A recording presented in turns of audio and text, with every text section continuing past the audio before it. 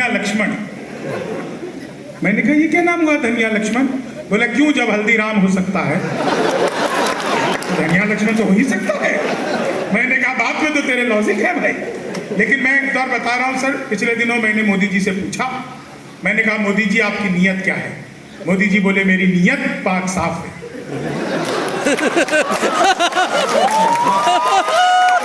पाक साफ है बिल्कुल उनकी।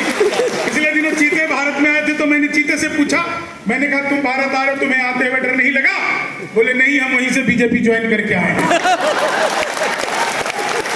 हमको नहीं लगता डर किसी सीबीआई आईसीआईसी फाइटी से। सच बता रहा हूं। लेकिन मैं आपको बता रहा हूं, एक आदमी मिला, बोला यार ये मोदी जब से आया देश 500 साल पीछे चला गया। मैंने कहा योगी को आने दे, त्रेता युग में ले जाएगा। ये भी मामला है। एक बार तो सर मैंने अपनी सगी पत्नी से पूछा, मेहता सर, मैंने अपनी सगी पत्नी से पूछा, मैंने कहा क्या मैं तुम्हारे सपनों में आता हूं? बोली नहीं, मैं हनुमान चालीसा पढ़कर सोती, भूत पिशाच निकट नहीं आ रहे। तो अपना मामला अद्भुत। अच्छा एक चीज और सुनना, एक चीज और सुनना। एक बार पत्नी बोली, वरुण भैया बिल्कुल नई बात, पत्नी बोली आज खाना मैं बनाऊंगी।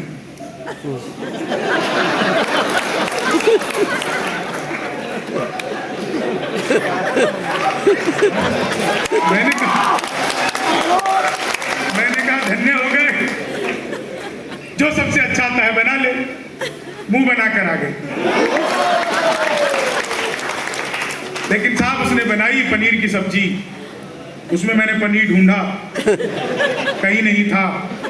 मैंने कहा ये कैसा पनीर बनाया आपने? बोली खोया पनीर। तो महिलाओं का मामला बिल्कुल अद्भुत होता है कि चीनी को जमा करके फिर से गन्ना बना दूं। सर ने स्पेशल कहा भी कि ये तो सुनाएंगे ही। देखिए मैं तो अद्भुत कवि हूँ। क्लास में अध्यापक आए, बोले कौन बेवकूफ है, खड़ा हो जाए तो मैं ही खड़ा हूँ। बोले तुम बेवकूफ हो? मैंने कहा नहीं सर, आप अकेले खड़े अच्छे नहीं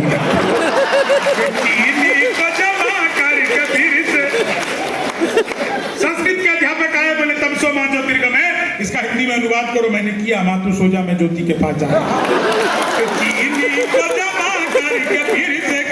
हिंदी के अध्यापक आए, बोले राहुल गांधी देश के प्रधानमंत्री बनेंगे, इसमें कौन सा अलंकार है? मैंने कहा असंभव अलंकार है।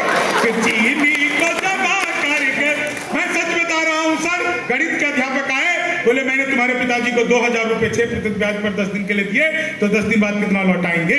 मैंने कहा वो नहीं लौटाएंगे। बोले क्यों, तुम्हारे पिताजी गणित नहीं जानते? मैंने कहा जी आप मेरे पिताजी को नहीं जानते, आज तक एक आदमी का नहीं लौटाया।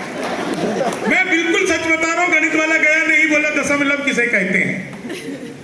मैंने कहा जब लगातार 10वीं बार लव हो जाए उसको दशमलव कहते हैं। मैं वो गणित वाले ने फिर पूछ लिया, बोले एक्स की वैल्यू बताओ। मैंने कहा जो हमें छोड़कर चली गई उसकी हमारी नजरों में कोई वैल्यू नहीं है।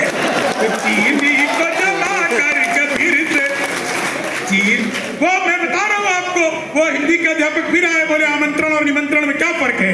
मैंने कहा जो निमंत्रण नीम के पेड़ के नीचे से दिया जाता है उसे निमंत्रण कहते हैं, जो आम के पेड़ के नीचे से दिया जाता है उसे आमंत्रण कहते हैं।